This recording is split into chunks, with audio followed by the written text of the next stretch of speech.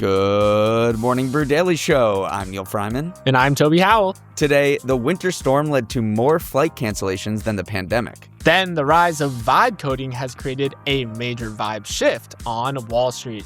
It's Monday, January 26th. Let's ride. Good morning and welcome back to the week. Tensions are high in the United States and especially in Minneapolis, where federal agents shot and killed 37-year-old Alex Pretty, an ICU nurse, on Saturday morning. Pretty was fatally shot just over a mile away from where another 37-year-old U.S. citizen, Renee Good, was killed by an ICE officer several weeks ago, which sparked widespread protests in Minneapolis against ICE agents throughout January.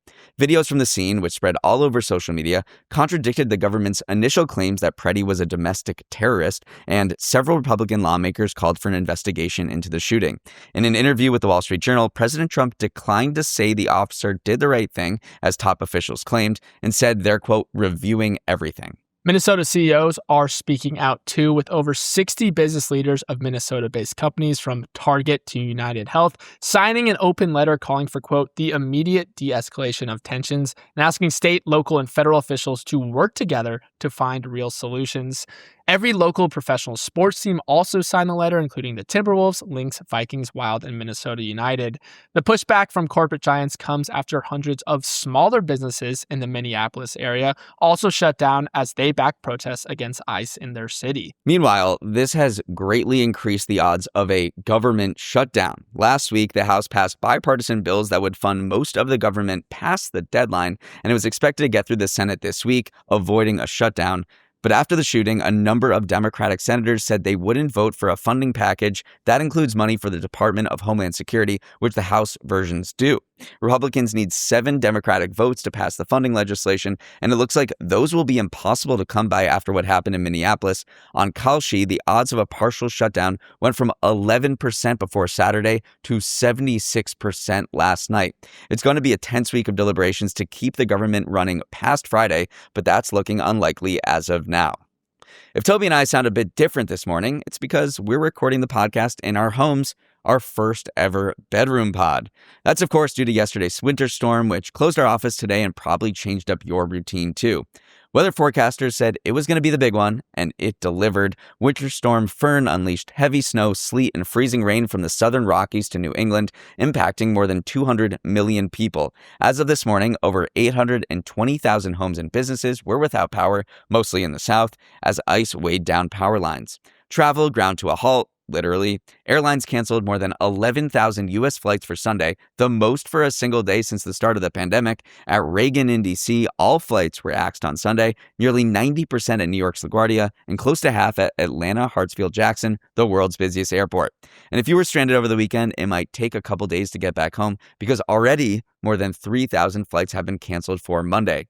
As for snow totals, at least 17 states got more than 1 foot. Toronto received 18 inches, nearly a record, and for the first time in more than 10 years, DC, Baltimore, Philly, New York City, and Boston all received at least 6 inches of snow.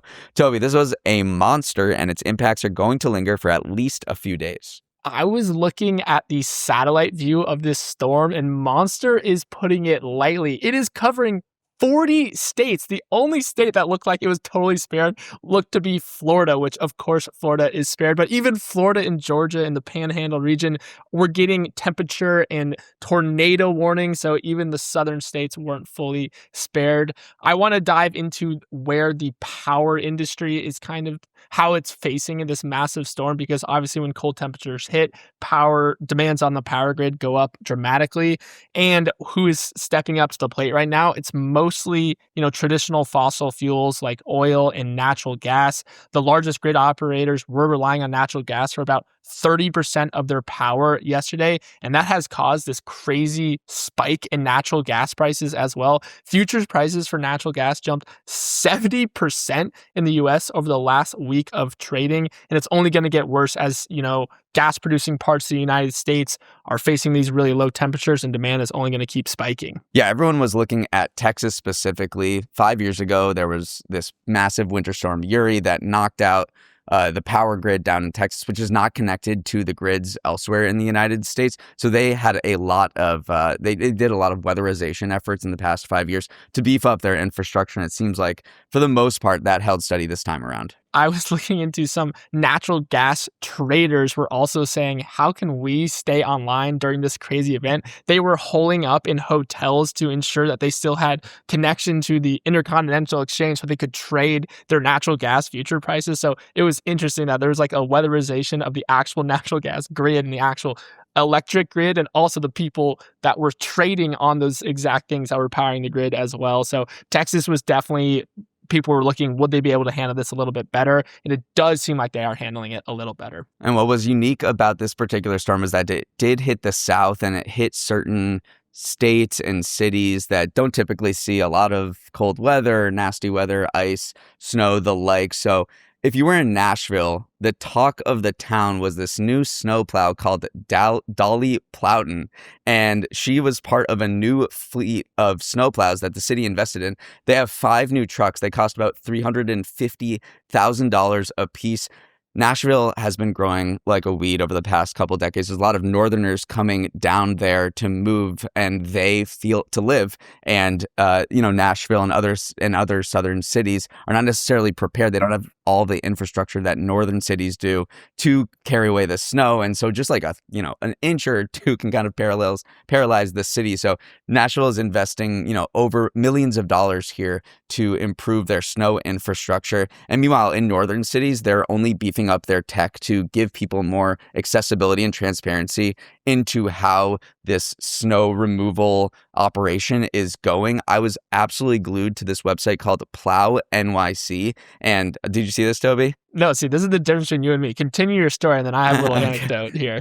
Okay, so I was looking at Plow NYC, which is this very intricate map of New York City, and it shows you exactly how many streets have been plowed in the last hour, in the last 2 hours. And maybe they New York City took inspiration from Toronto, which has their own snowplow tracker called Plow TO, which has a live map. They also have this vintage design around it that just makes it very pleasant to look at. So these are how cities are sort of beefing up their capabilities, whether it's in the actual physical snowplows or the tech to give people more insight into travel and how their lives are going. Here's why I was laughing at you is instead of being glued to Plow NYC, I went for a run, Neal. I just saw the city streets myself, and God. I could report there was a lot of snow, to no one's surprise. But it was fascinating to see how New York was handling the situation. They equipped garbage trucks with snowplows, and these things were just cooking down the road, just blowing snow everywhere, clearing the roads for everyone. And one last anecdote on this too about New York City.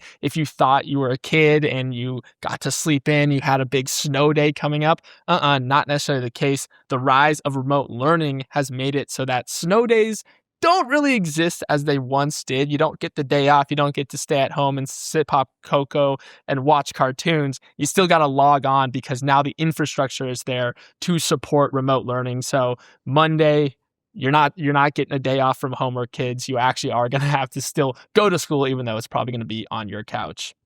Moving on, the rise of vibe coding is bringing back a golden era for apps not seen since the Fruit Ninja and Doodle Jump days. After 3 years of essentially zero growth, December saw 60% year-over-year rise in new iOS app releases, according to data from the VC firm A16Z. Vibe-coded apps are sort of a catch-all term for apps created using the assistance of AI agents like Claude Coding. It's how I, despite never coding before, could coax an AI agent using normal language instructions to create the Uber for Dogs app of my dreams. The avalanche of apps has created a trickle-down effect that is being felt on Wall Street too. Software giants like Salesforce, Adobe, and ServiceNow have all dropped more than 30% over the past year. And an S&P index of small and mid-sized software stocks is also down more than 20% over that period, according to the Wall Street Journal, who points out that the release of Anthropic's Claude Code, the preferred tool of a lot of vibe coders, was a key inflection point marking the downturn. Neal, your technical friends have probably been blabbering nonstop about the transformational power of these coding assistants. Now we're seeing the impact impact of this technology, from the amount of apps flooding app stores to the software companies these micro solutions are disrupting. In the most bullish scenarios, people say we're looking at the early signs of a new economy, an entrepreneurial boom we haven't seen the likes of since maybe the PC revolution a few decades ago. Alexander Wang, who leads Meta's superintelligence efforts, he is one of the youngest self-made billionaires ever. He said, actually, the Bill Gateses and the Mark Zuckerbergs of the world are right now, they're teenagers, who are, instead of doing their homework on a remote day, are actually vibe coding new apps. So the potential here among people who are proponents of vibe coding is just absolutely revolutionary. You're giving coding tools to people who did not know how to code earlier, and you are basically teaching them a new language, or allowing them to not learn a new language, because that's really what's happening here. Because me or you or I, we don't know the language of coding, so it's very inaccessible to us. But now, because of vibe coding, we can just essentially type in natural language prompts to all of these apps that are flooding the App Store and elsewhere to say, build me a website. I want X, Y, and Z. Build me an app that has this feature. And we can just use English to code instead of using coding languages to code. And, among those who say vibe coding is bringing about a revolution, that is what the potential is here. I mean, you mentioned language. Not only do you not have to know the language of computers or the technical language of coding, you don't even need to use grammatically correct English to do it, or grammatically correct normal language to do it. So not only is there not a language barrier in a technical sense, it actually has reduced the normal language barrier as well, which is fascinating to watch, and hypothetically democratizes this tech for a lot of people around the world. New company formation in the US has been declining for decades, and so a lot of the bullish figures in the tech space are saying this could totally reverse that trend and allow a flood of new ideas to hit the marketplace, as we're actually seeing in the App Store right now. There are plenty of people who are pushing back on the potential for vibe coding too, saying, hey, this is cool, but it's not actually as revolutionary as its proponents think. They talk about the security flaws of a vibe coding app. You're not going to push out a vibe coded app to mass amount of users because there are just huge critical vulnerabilities that come with it. You haven't, there aren't traditional software engineers working on this, building in protections around cybersecurity. They're saying this is less economic revolution and more just shifting where the hard work begins. They don't necessarily view the vibe coding as wiping out a class of software engineers, because those will still be needed. They say that you're not going to vibe code Slack, or you're not going to vibe code Salesforce. You're not going to vibe code these huge software companies that are feeling the pain on Wall Street right now under competition from vibe coding and ChatGPT and other AI tools more broadly. But that's the main argument here, that vibe coding can get you started, but the things that really make software flow and work well will still be left to software engineers that are human. Still, it's undeniable that AI is adding a layer of risk when you are investing in software companies these days, because one, it just does lead to more new competitors hypothetically entering the software markets. And then two, this maybe is an even bigger risk. Companies are building software in-house these days rather than buying it. And again, that's probably you're not going to in-house build Salesforce unless you are a really, high functioning engineering company, which we actually have seen Klarna do. They did build Salesforce in-house, but where it leads to revenue pressure is customers test alternatives and then they refuse to pay for upgrades or add-ons, the smaller features that Salesforce says, hey, you need this. So let's increase your package here. Companies will go, we can actually just build that add-on ourselves, which hypothetically is going to compress margins over time for these giant software companies that have until this point ate the world. They've done very well. They seem to be a bulletproof investment. Now it looks like they're not so bulletproof. All right, let's move on to Winners of the Weekend, the segment where we pick two things that stayed extra cozy through the storm. I won the pre-show sledding race, so I get to go first. And my winner is ByteDance, the Chinese parent company of TikTok. Late last week, a deal was finalized to create a US version of TikTok, resolving the long-running squabble. But if you look under the hood, it's a lot more favorable to ByteDance than initially thought. Let's start with the deal itself, which formally establishes a U.S. TikTok majority owned by a consortium of major investors, including Oracle, Silver Lake, and Emirati firm MGX. It caps off a nearly 7-year saga in which the U.S. forced ByteDance to divest its American TikTok operations over concerns that the Chinese government would use the video app to spy on its 200 million American users and influence public opinion. To assuage those concerns, TikTok says, American tech giant Oracle will protect user data in a secure cloud data environment regularly audited by third-party cybersecurity experts.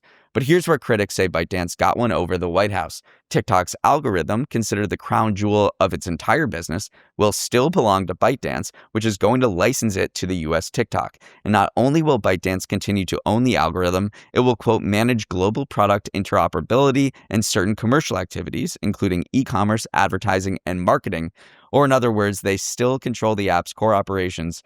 Toby, this isn't as clean of a break that was initially expected. Yeah, the algorithm has always been the crown jewel of TikTok right now. And actually, a lot of creators are very nervous about the USification of the TikTok algorithm. Anecdotally, so far, some creators have already seen an algorithmic shift. Trump has joked in the past about wanting to make TikTok, quote, 100% MAGA. And some creators have started posting that they have seen increased censorship immediately upon this transfer into US. It's just one-off anecdotes right now, but the algorithmic integrity of the US app is going to be paramount to keeping US users intact because that's what got them hooked in the first place.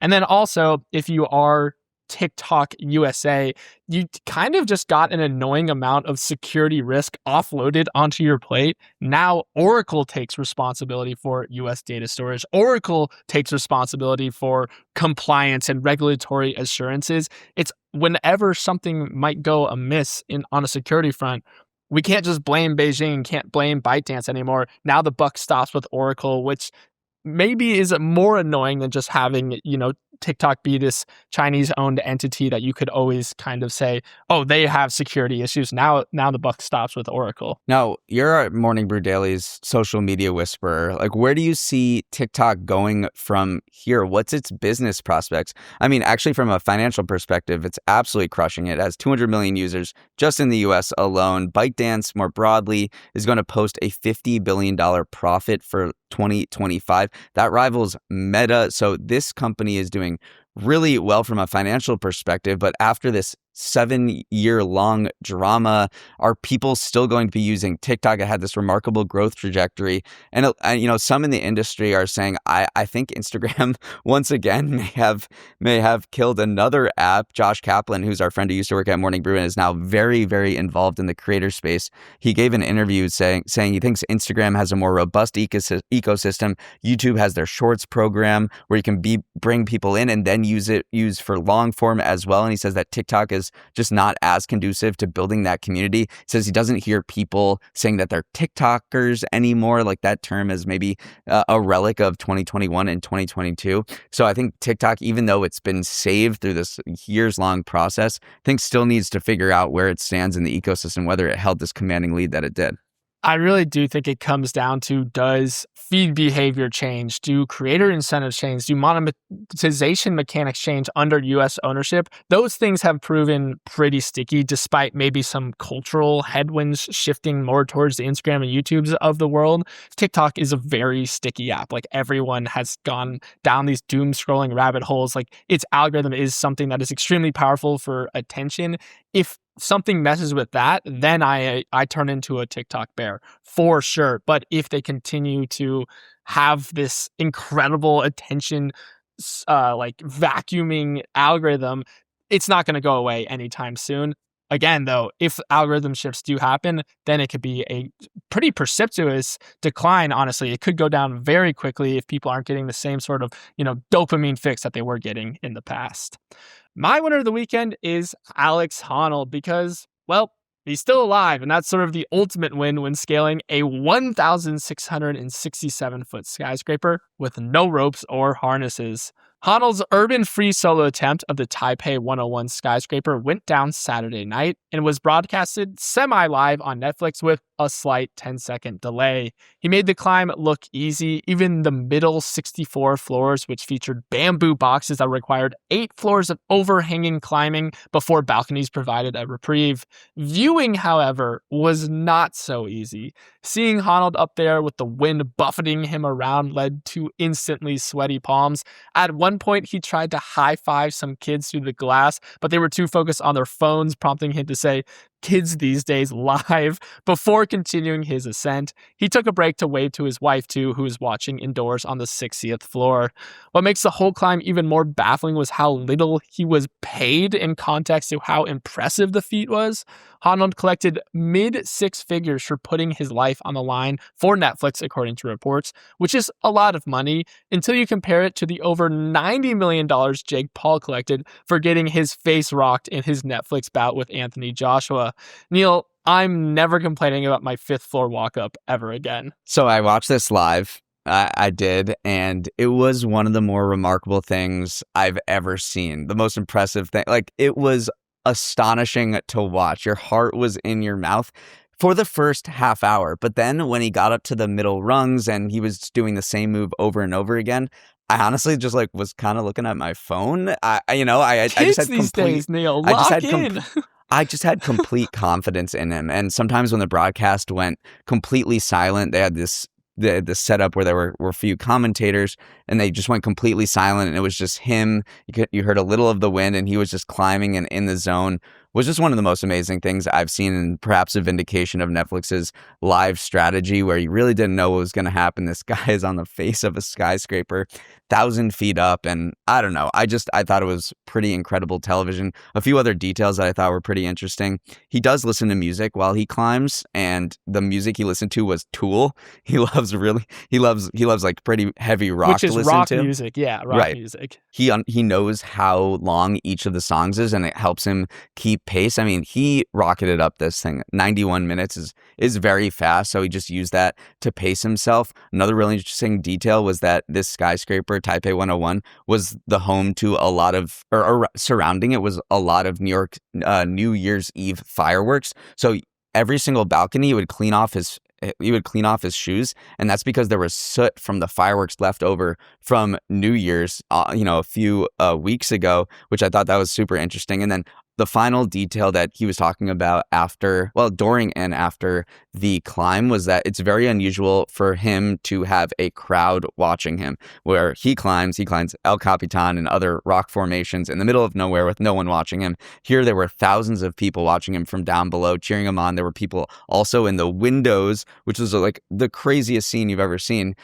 People were in the windows while he was climbing. He was waving to them. And so he said that it was weird for him, but also somewhat energizing and motivating to kind of play up to the crowd. The best take I saw that this was a low risk but high consequence activity. High consequence because if you mess up, you fall and die, but low risk because of his skill and preparation. So the odds of me falling when climbing that, 100%. The odds of Alex falling is closer to 1%. And that was the take that every climber had. This wasn't even close to El Capitan. Normies were like, holy moly, this is the most impressive thing I've ever seen in my life.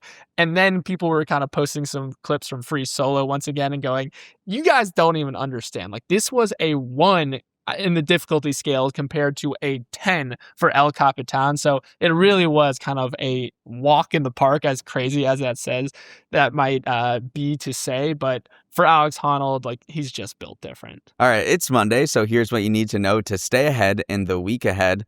Wall Street may be buried under a foot of snow, but the action is only heating up with a hugely consequential week for financial markets. On Wednesday, the Fed will meet for the first time since Chair Jerome Powell revealed he was under criminal investigation, with pretty much everyone expecting the central bank to hold interest rates steady for the foreseeable future. And that'll be bookended by a heavy slate of earnings, including tech titans like Apple, Meta, Tesla, and Microsoft, as well as corporate giants like Boeing, GM, and Starbucks. Yeah, let's start with the Fed. The Fed definitely is pausing their interest rate cutting cycle because the main uncertainty right now is not actually policy, but how Jerome Powell is going to defend Fed independence amongst all this pressure on the Fed right now. So that's probably the biggest drama from this latest Fed meeting. As for earnings, I'm very curious about a lot of companies. Is Meta going to talk about the flood of new apps that are coming to app stores and how that might boost their advertising business? Is Apple going to tell us more about Gemini-powered Siri? Is Microsoft going to talk about the fact that Anthropic is kind of eating their lunch in the productivity side of things? Anthropic, actually, we didn't mention this earlier, just launched a Claude code for Excel, which is something that everyone's like, Microsoft, how the heck did you not do this before that? So it's going to be a very spicy slate of earnings for sure. Attention overachievers. If you want to file your taxes as early as possible, you can do that starting today as the IRS begins to accept tax returns for 2025. Tax season, which runs through April 15th, may not be as painful this year since refunds are expected to come in on average $1,000 higher than usual due to the GOP's tax bill passed in 2025. As for CPAs, we are sending our thoughts and prayers over the next few months. This is news you can use because I certainly did not know you can start to file now until you just told me. But you will won't. will I be doing anything about it? Absolutely not. April 14th or the morning of April 15th, here we come. In sports, Super Bowl festivities kick off now that the big game is set. Yesterday, the Patriots and Seahawks booked their ticket to Super Bowl 60, an unexpected rematch from perhaps the best Super Bowl of all time in 2015. The game, featuring two young quarterbacks, will be held at the 49ers Stadium in the Bay Area 2 Sundays from now. Here's my favorite Super Bowl fact. The last 3 times a new pope was elected, the Seahawks have not only made the Super Bowl, they made the Super Bowl as the number 1 seed. So there is some sort of divine intervention going on right now. 2005, Pope Benedict was elected. Seattle made it to Super Bowl 40. 2013, Pope Francis was elected, made it to Super Bowl 48. And in 2025/2026, Pope Leo, Seattle has somehow made it to the Super Bowl once again. What is going on with the papal kind of influence on the Seahawks? There is something going on. I have a few other Super Bowl facts. One of them is that this Super Bowl, Super Bowl 60, is going to be the 3rd time that both head coaches share the same first name. And of course, that name is Mike. All 3 cases, both coaches were named Mike. We had Mike Shanahan versus Mike Holmgren, Mike Tomlin versus Mike McCarthy, and then this year it's Mike McDonald versus Mike Vrabel. And then the other fact, this is super cool, this comes from Kendall Baker, who writes a Yahoo Sports newsletter. 5 schools have produced a U.S. president and a Super Bowl winning quarterback. I won't go through them all, but some include University of Michigan, which is Gerald Ford and Tom Brady, Delaware, which is Joe Biden, and Joe Flacco. Now, if Drake May wins this year, he's the quarterback for the Patriots, UNC will become the 6th school to produce a U.S. president and a Super Bowl winning QB because they'll have Drake May. And then they'll, of course, everyone knows this, the UNC alum that was a president was James K. Polk. Is it embarrassing that obviously I knew the sports side of all of those, the president's side? I was like, if Neal asked me, I'm drawing a blank here. I feel better because I was never getting Polk anyways. All right, that is all the time we have. Thanks for starting your morning with us and have a wonderful start to the week. If you want to get in touch, send an email to morningbrew@morningbrew.com or DM us on Instagram @MBDailyShow. Let's roll the credits. Emily Milliron is our executive producer. Raymond Liu is our producer. Our associate producers are Olivia Graham and Olivia Lake. Hair and makeup is resting up after a bruising snowball fight. Devin Emery is our president, and our show is a production of Morning Brew. Great show today, Neal. Let's run it back tomorrow.